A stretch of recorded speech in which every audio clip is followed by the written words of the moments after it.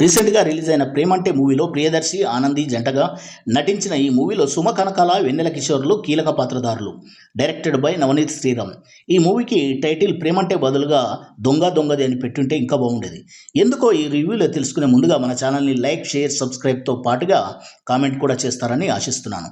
కథ విషయానికి వస్తే మధుసూదన్ ఒక ప్రైవేట్ సెక్యూరిటీస్ అండ్ సీసీ కెమెరాల వర్క్ చేసుకుంటూ నెల నెల ఈఎంఐలు కట్టుకుంటూ బ్రతికే సగటు జీవి. మధుసూదన్ తనను రిజెక్ట్ చేసిన అమ్మాయి పెళ్లిలో కలిసిన రమ్య చేసే చిలిపి పనులకు ఆకర్షితుడై ప్రేమలో పడిపోతాడు.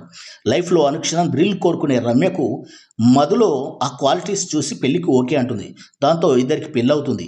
కానీ పెళ్లికి ముందు ఉన్న థ్రిల్ పెళ్ళయ్యాక ఉండదు. ఎందుకంటే రాత్రి మధుసూదన్ ఉద్యోగానికి వెళ్తే పగలు రమ్య జాబ్కు వెళ్తుంది.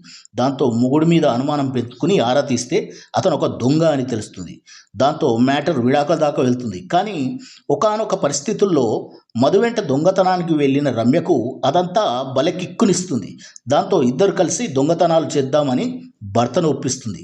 చివరకు ఈ దొంగతనాల ఫాంటసీ భార్యాభర్తల్ని ఏం చేసింది, మధుసూదన్ దొంగతనాలకు మోటివ్ ఏంటనేది దర్శకుడు నవనీత్ శ్రీరామ్ ఫన్నీ వేలో ప్రజెంట్ చేసిన తీరు యావరేజ్గా ఉంది. ఇక Suma Kanakala, head constable Asha Mary, CI Sampath పాత్రలో వెన్నెల కిషోర్ నవ్వులు పంచారు.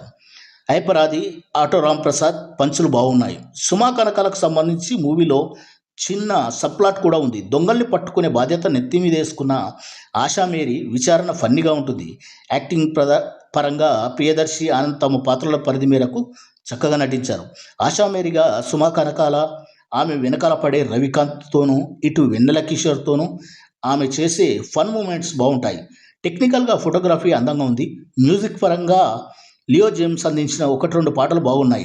బీజిఎం కూడా పర్వాలేదు.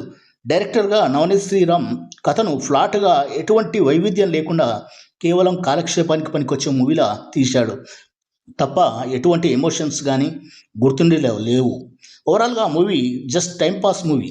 లాజిక్ల గురించి ఆలోచించకుండా మూవీ చూస్తే ఓ మోస్తారుగా అనిపిస్తుంది. నా పరంగా ఈ మూవీకి నేను ఇచ్చే రేటింగ్ 2 out of 5. ఇది కేవలం నా వ్యక్తిగత అభిప్రాయం మాత్రమే. మరొక రివ్యూలో మళ్ళీ కలుద్దాం. జై హింద్.